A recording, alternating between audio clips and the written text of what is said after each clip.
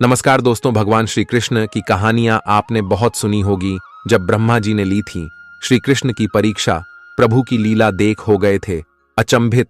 जब श्री कृष्ण अपनी बाल्यावस्था में थे, यह तब की कथा है जब ब्रह्मा जी को पता चला कि भगवान विष्णु ने पृथ्वी पर श्री कृष्ण के रूप में अवतार लिया है, तो वो उनके दर्शन करने को आतुर हो गए। वह ब्रह्मलोक से सीधा पृथ्वी पर आ गए। यहां पर उन्होंने मोर मुकुट को अपने सिर पर धारण किए एक बालक को देखा। यह बालक गायों और ग्वालों के साथ मिट्टी में खेल रहा था। यह सब देख ब्रह्मा जी को लगा कि यह बालक विष्णु जी का अवतार कैसे हो सकता है। लेकिन बच्चे के चेहरे पर जो तेज था, वह देख ब्रह्मा जी ने कृष्ण जी की परीक्षा लेने का विचार किया। लेकिन उसके पहले आप भी अगर श्री कृष्ण का आशीर्वाद आपके ऊपर बना रहे, इसलिए वीडियो को लाइक करें और चैनल को सब्सक्राइब करें। ब्रह्मा जी ने सबसे पहले गायों को वहां से उठा लिया, फिर उन्होंने ग्वालों को भी वहां से हटा दिया। यह उन्होंने तब किया जब श्री कृष्ण गायों को देखने के लिए गए। ब्रह्मा जी गायों और ग्वालों को अपने साथ ब्रह्मलोक ले गए। कुछ समय बाद जब ब्रह्मा जी धरती लोक वापस आए, तो वह स्थिति को देख चौंक गए। उन्होंने देखा कि जिन गायों और ग्वालों और गायों को वो अपने साथ ब्रह्मलोक ले गए थे, वो सभी कृष्ण जी के साथ पृथ्वी पर खेल रहे थे। फिर उन्होंने ध्यान लगाया और ब्रह्मलोक की स्थिति जानने की कोशिश की। उन्होंने देखा कि जिन गायों और ग्वालों और गायों को वो अपने साथ ब्रह्मलोक ले गए थे, वो सभी तो वहीं हैं। इसके बाद उन्हें श्री कृष्ण की लीला समझ आ गई। उन्होंने हाथ जोड़कर कृष्ण जी से क्षमा मांगी। उन्होंने प्रार्थना की वो उन्हें अपने असली रूप में दर्शन दें। ब्रह्मा जी की प्रार्थना पर श्री कृष्ण ने उन्हें अपना असली रूप दिखाया। उनके इस रूप के दर्शन करने के लिए कई ब्रह्मा वहां आ गए। इनमें से कुछ ब्रह्मा में 3 सिर तो कुछ के 100 सिर थे। अपने अलावा इतने ब्रह्माओं के देख ब्रह्मदेव ने पूछा, हे प्रभु, ये कैसी लीला है? इस पर श्री कृष्ण ने कहा, हे ब्रह्मदेव, इस जगत में केवल आप ही एक ब्रह्मा नहीं हैं। जगत में कई सारे ब्रह्मांड हैं जहां पर कई ब्रह्मदेव मौजूद हैं। इन सभी का अपना अपना कार्य है। यह सुनकर ब्रह्मदेव ने उन्हें शीश झुका लिया और उन्हें नमस्कार किया।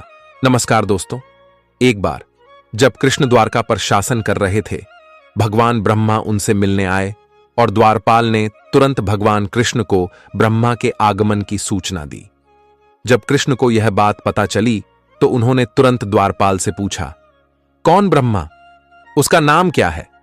इसलिए द्वारपाल वापस लौटा और भगवान ब्रह्मा से प्रश्न किया। जब द्वारपाल ने पूछा, कौन ब्रह्मा? भगवान ब्रह्मा आश्चर्यचकित हो गए। उन्होंने द्वारपाल से कहा, कृपया भगवान कृष्ण को बताइए कि मैं 4 सिर वाला ब्रह्मा हूं, जो 4 कुमारों का पिता हूं। तब द्वारपाल ने भगवान कृष्ण को भगवान ब्रह्मा का वर्णन सुनाया और भगवान कृष्ण ने उन्हें अंदर जाने की अनुमति दे दी। द्वारपाल भगवान ब्रह्मा को अंदर ले गया और जैसे ही ब्रह्मा ने भगवान कृष्ण को देखा, उन्होंने उनके चरण कमलों में प्रणाम किया। ब्रह्मा जी द्वारा पूजित होने पर भगवान कृष्ण ने भी उनका यथोचित सम्मान किया। तब भगवान कृष्ण ने उनसे पूछा, तुम यहां क्यों आए हो? प्रश्न होने पर ब्रह्मा जी ने तुरंत उत्तर दिया, मैं बाद में आपको बताऊंगा कि मैं क्यों आया हूं। सबसे पहले तो मेरे मन में एक संदेह है, जिसे मैं चाहता हूं कि आप दूर कर दें। तुमने यह क्यों पूछा कि कौन सा ब्रह्मा तुमसे मिलने आया है? ऐसी पूछताछ का उद्देश्य क्या है? क्या इस ब्रह्मांड में मेरे अलावा कोई और ब्रह्मा है? यह सुनकर श्री कृष्ण मुस्कुराए और तुरंत ध्यान में लग गए। असीमित संख्या में ब्रह्मा तुरंत आ पहुंचे। इन ब्रह्माओं के सिर अलग अलग संख्या में थे। किसी के 10 सिर थे, किसी के 20, किसी के 100, किसी के 1000, किसी के 10,000, किसी के 1 लाख, किसी के 10 करोड़ और किसी के 10 करोड़। उनके कितने चेहरे थे, कोई नहीं गिन सकता। वहां अनेक शिवजी भी आए, जिनके सिर 1 लाख और 10 लाख थे। अनेक इंद्र भी आए, जिनके शरीर पर लाखों आंखें थीं। जब इस ब्रह्मांड के चतुर्मुख ब्रह्मा ने कृष्ण के इन समस्त ऐश्वर्यों को देखा, तो वे अत्यंत भ्रमित हो गए और स्वयं को अनेक हाथियों के बीच एक खरगोश समझने लगे। कृष्ण को देखने आए सभी ब्रह्माओं ने उनके चरण कमलों में अपना सम्मान अर्पित किया, और जब उन्होंने ऐसा किया तो उनके मुकुट उनके चरण कमलों को स्पर्श कर गए। कोई भी कृष्ण की अकल्पनीय शक्ति का अनुमान नहीं लगा सकता। वहां उपस्थित सभी ब्रह्मा कृष्ण के एक शरीर में ही विश्राम कर रहे थे। जब सभी हेलमेट एक साथ कृष्ण के चरण कमलों पर गिरे तो एक जोरदार ध्वनि हुई। ऐसा लग रहा था कि हेलमेट स्वयं कृष्ण के चरण कमलों की प्रार्थना कर रहे थे। सभी ब्रह्मा और शिव हाथ जोड़कर भगवान कृष्ण से प्रार्थना करने लगे और कहने लगे, हे प्रभु, आपने मुझ पर बड़ी कृपा की है, मैं आपके चरण कमलों के दर्शन कर सका हूं। तब सबने कहा, यह मेरा सौभाग्य है प्रभु, आपने मुझे अपना सेवक समझकर बुलाया है। अब मुझे बताइए कि आपका क्या आदेश है ताकि मैं उसे अपने सिर पर धारण कर सकूं। भगवान कृष्ण ने उत्तर दिया, चूंकि मैं आप सभी को एक साथ देखना चाहता था, इसलिए मैंने आप सभी को यहां बुलाया है। आप सभी खुश रहें। क्या राक्षसों से कोई डर है? उन्होंने उत्तर दिया, आपकी दया से हम हर जगह विजयी हैं। पृथ्वी पर जो भी बोझ था, आपने उस ग्रह पर अवतरित होकर उसे दूर कर दिया है। द्वारका के ऐश्वर्य का यही प्रमाण है।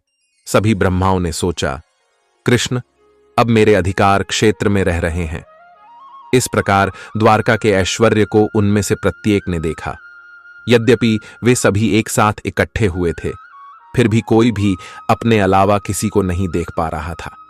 तब भगवान कृष्ण ने वहां उपस्थित सभी ब्रह्माओं से विदा ली और उन्हें प्रणाम करके वे सभी अपने अपने घर लौट गए। इन सभी ऐश्वर्यों को देखकर इस ब्रह्मांड के चतुर्मुख ब्रह्मा आश्चर्यचकित हो गए। वे पुनः कृष्ण के चरण कमलों के समक्ष आए और उन्हें प्रणाम किया। तब ब्रह्मा ने कहा, मैंने अपने ज्ञान के विषय में जो कुछ भी पूर्व में निश्चय किया था, उसे मैंने अभी स्वयं सत्यापित कर लिया है।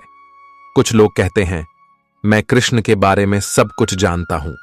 उन्हें ऐसा ही सोचना चाहिए। जहां तक मेरा सवाल है, मैं इस मामले पर ज्यादा कुछ नहीं बोलना चाहता। हे प्रभु, मुझे इतना ही कहने दीजिए।